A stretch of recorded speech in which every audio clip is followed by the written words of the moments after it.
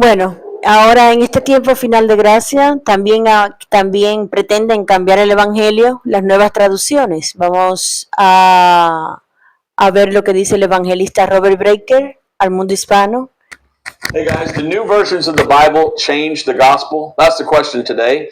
We're going to look at a couple versions here, and we're going to see if they do indeed change the gospel. Got the William Tyndale of 1526. I've got a facsimile of original King James 1611 authorized version.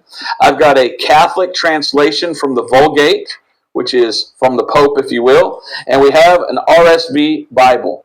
What is the gospel? The gospel is in 1 Corinthians chapter 15, verse 1 through 4. And the gospel is how that Christ died. How did he die? He shed his blood. And we see that plainly as we turn to the passage. And the old Bibles get it right.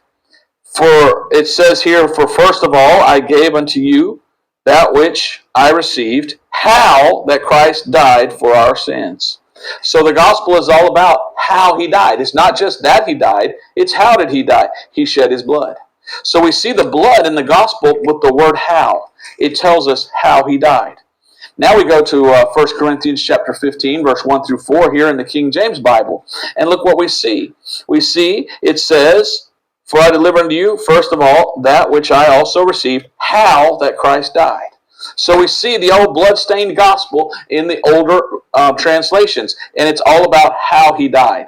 But look what they do in the new modern translations. Here's this Catholic Vulgate translation, and look what it says in 1 Corinthians 15, down here in verse 3. For I delivered to you, first of all, that what I also received, that Christ died. No, where's how? You see, how shows the blood. He shed his blood. They just say he died. But it's more than he just died, it's how did he die. We go over here to the RSV and look what they do too. They leave out that oh so important word, how. And it says here, down here in verse 3, for I delivered to you as of first importance what I also received, that Christ died. Why do they leave out how that Christ died? Because they come from this. All new versions of the Bible come from the corrupt Alexandrian text. This is the Westcott and Hort text, which is today called the modern Nestle-Aland text. And the people that put this text out, they tell you what they did. This text was what? It was done by an agreement between the Vatican and the United Bible Societies under their supervision. And it says it is a working text, and it is not to be considered as definitive.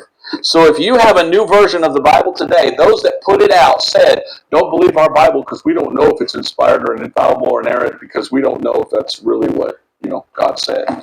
But if you have this, you go back to the King James, the book that gave more revival than any other book in the world. It says how that Christ died. How did he die? He shed his blood. So why do they change that? Maybe they don't like the blood in the new versions?